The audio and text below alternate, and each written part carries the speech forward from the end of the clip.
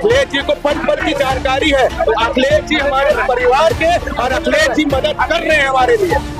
जो अदालत ने फैसला किया उससे सही फैसला है। सही गलत का मसला आगे की कोर्ट बताएगी। इंतजार की घड़ियां खत्म हो चुकी हैं। सपा विधायक इरफान सोलंकी के आगजनी मामले में कोर्ट ने ऐतिहासिक फैसला सुनाते हुए सजा का ऐलान कर दिया है। कोर्ट ने इरफान और रिजवान के साथ साथ इजराइल आटावाला, शौकत पहलवान और मोहम्मद शरीफ को कितनी सजा सुनाई है, यह दिखाने से पहले, यह बताने से पहले हम आपको दिखाते हैं कि क्या कारण था कि इरफान के खिलाफ और उसके अन्य साथियों के खिलाफ मुकदमा दर्ज हुआ, कैसे इरफान जेल गया और कैसे सजा के द्वार तक पहुंचा है। आपके सामने स्क्रीन पर एक तस्वीर है। ये तस्वीर है बेवा नज़ीर फातिमा की। इन्होंने ही सपा विधायक इरफान सोलंकी पर मुकदमा कराया था। कारण ये है कि विधायक और उसके साथियों पर आरोप है कि उन लोगों ने मिल करके साजिश रच के उनका झोपड़ा जला दिया था। ये देखिए यहाँ पे आग लगाई है रिजवान सोलंकी के भाई एमएलए हैं यहाँ कानपुर नगर के, और इन्होंने आग लगवाई इरफान सोलंकी के भाई। गौर से कुछ इन तस्वीरों को पहचानिए। एक तस्वीर उत्तर प्रदेश के मुख्यमंत्री योगी आदित्यनाथ की है, दूसरी तस्वीर तत्कालीन पुलिस कमिश्नर बीपी जोगदंड जी की है, तीसरी तस्वीर तत्कालीन joint police commissioner Anand Prakash Tiwari की है। इसके साथ साथ एक तस्वीर हम आपको दिखा रहे हैं, वो तस्वीर है कोर्ट की यानी कि न्याय की मंदिर की, और एक तस्वीर है एडीजीसी भास्कर मिश्र की। इन्होंने भी बड़ी मेहनत की है बेवा नज़ीर फातिमा को न्याय दिलाने में। और एक तस्वीर आपके सामने है प्राची श्रीवास्तव की। इन्होंने भी बेवा नज़ीर फातिमा की ओर से काफ़ी मेहनत की है। और अब तस्वीरें जो आपके सामने है, एक तस्वीर है समाज सेवी अकील की, एक तस्वीर है बरकाती जी की, एक तस्वीर है नसीम आरिफ की। ऐसे कई सरकारी गवाह हैं जिन्होंने इस मुकदमे में साथ दिया है, कानून का साथ दिया है, न्याय का, और साथ दिया है बेवा नज़ीर फातिमा का। तो चलिए अब आपको जोड़ते हैं पूरे घटनाक्रम से कि कैसे एफआईआर दर्ज हुई थी और कैसे विधायक को जेल जाना पड़ा था। 8 नवंबर 2022 को विधायक इरफान सोलंकी उसके भूमाफिया भाई रिजवान सोलंकी के साथ आधा सैकड़ा उसके गैंग के सदस्यों के खिलाफ मुकदमा दर्ज किया गया था। वो आपके सामने प्रथम सूचना रिपोर्ट है, आप देख सकते हैं। जैसे ही 8 नवंबर 2022 को कोतवाली जाजमऊ में मुकदमा दर्ज हुआ, विधायक इरफान सोलंकी उसका भूमाफिया भाई रिजवान सोलंकी उड़नछू हो गए। और इस दौरान पुलिस उन्हें ढूंढती रही, लेकिन वो पुलिस के हाथ नहीं लगे। जैसे ही दिन बीतते गए, इरफान सोलंकी ऐसे ऐसे मुकदमों में उलझने लगा कि उसे मालूम नहीं था कि उसके साथ क्या हो रहा है। अचानक से ही इरफान सोलंकी ने खुद को बचाने के लिए अपने आप को अशरफ अली बनाया और हवाई यात्रा की, और उसके बाद उसके खिलाफ एक मुकदमा और दर्ज हुआ। और उसका सहयोग करने वाली सपा नेत्री नूरी शौकत, उसके भाई और उसके सालों को जब गिरफ्तार कर लिया, पुलिस का शिकंजा कसता देख सपा विधायक इरफान सोलंकी के द्वारा अपने भूमाफिया भाई रिजवान सोलंकी के साथ 2 दिसंबर 2022 को कानपुर के पुलिस कमिश्नर, तत्कालीन पुलिस कमिश्नर बीपी जोगदंड के कमांड कार्यालय में समर्पण किया गया था। उस समय की हम आपको झलकियां दिखा रहे हैं जब उसने समर्पण किया था और बच्चों की तरह फूट फूट कर दोनों भाई रोए थे। वो आपके सामने हैं।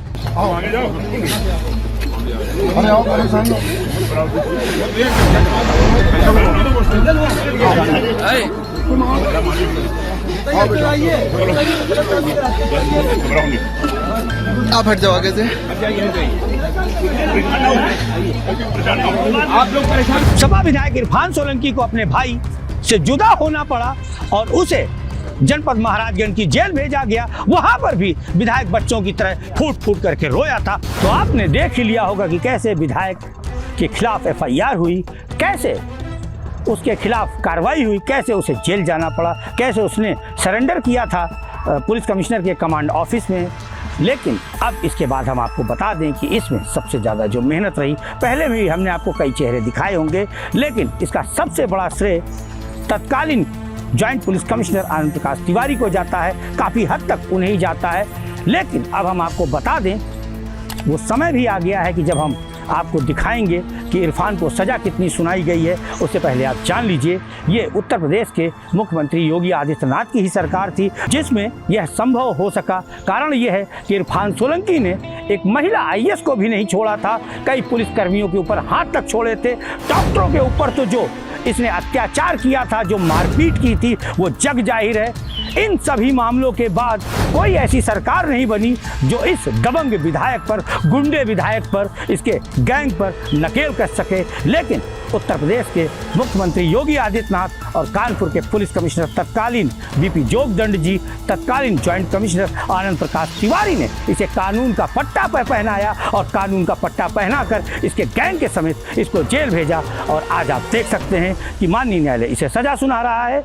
तो चलिए, अब वो समय भी आ गया है कि आपको बता दें कि इरफान और उसके गैंग के सदस्यों को कितनी कितनी सज़ा सुनाई गई है। तो चलिए जोड़ते हैं आपको विद्वान अधिवक्ताओं से, क्या कुछ जानकारी दे रहे हैं। साथ ही हम जोड़ेंगे उन लोगों से भी जो गवाह हैं, जो पीड़ित थे। इसमें पूरी रिपोर्ट आपको फिर से हम दिखाते हैं।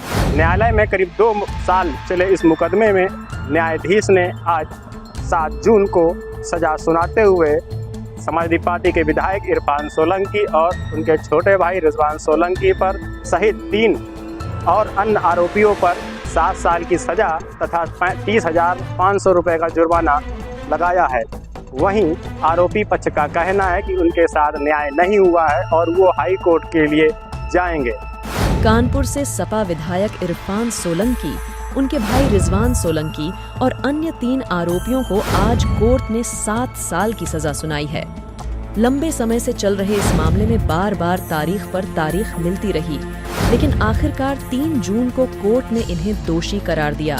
आज न्यायालय ने सजा का प्रावधान सुनाते हुए इन्हें 7 साल के कारावास की सजा सुनाई है और 20,000 रुपए का जुर्माना भी लगाया है। इस निर्णय ने कानपुर और पूरे प्रदेश में एक महत्वपूर्ण संदेश भेजा है। न्याय की दिशा में यह एक बड़ा कदम है। न्याय की इस लड़ाई में आज एक नया मोड़ आया है और न्यायालय ने अपना महत्वपूर्ण फैसला सुनाया है। भैया ऐसा है कि जो भी डिसीजन होगा उससे हम संतुष्ट हैं। जो मानते नहीं है, जो अदालत ने फैसला किया उससे सही फैसला है। सही गलत का मसला आगे की कोर्ट बताएगी। क्या हाईकोर्ट जाएंगे? हम बिल्कुल जाएंगे आगे। ना आरोप गलत है, मगर ये जजमेंट के ऊपर सही। सीट को छीनने के लिए इस तरीके से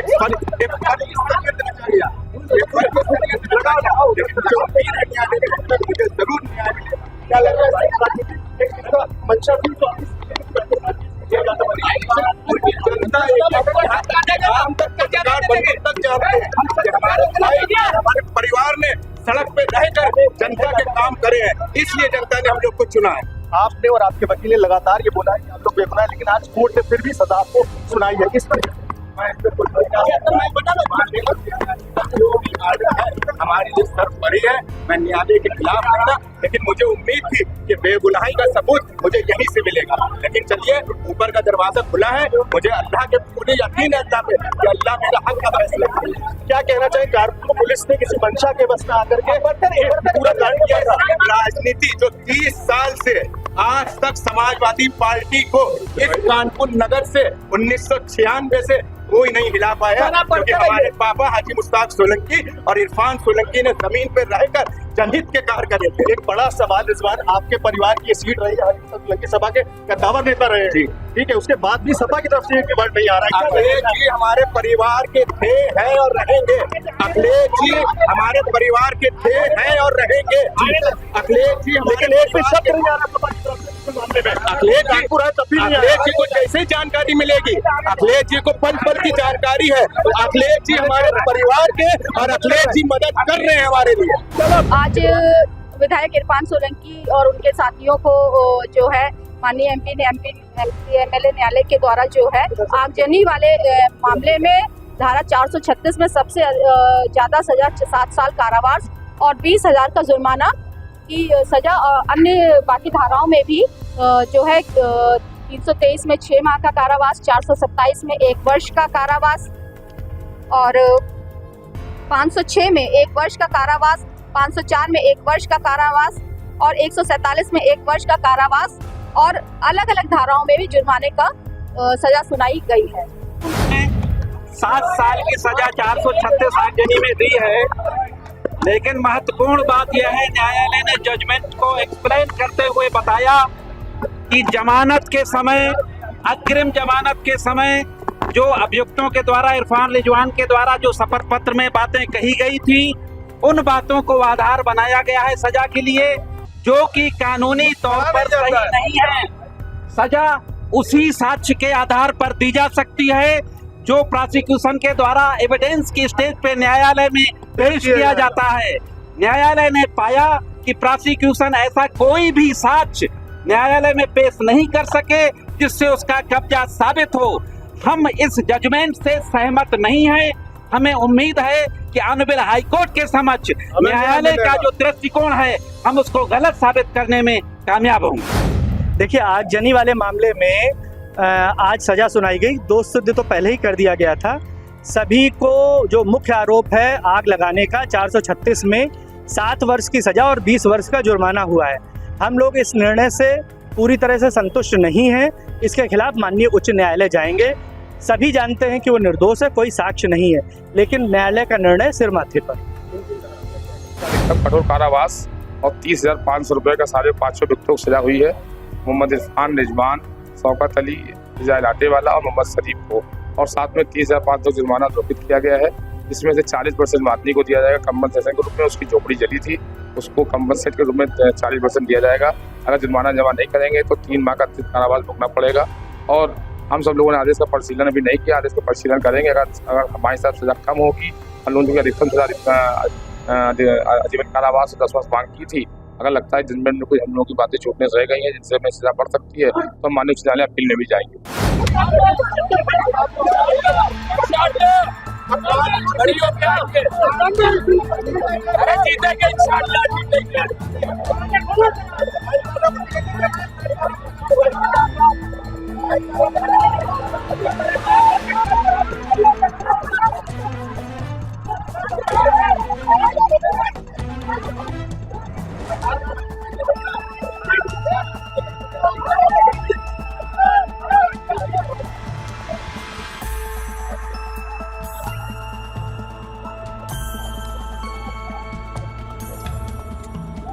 आइए भाई।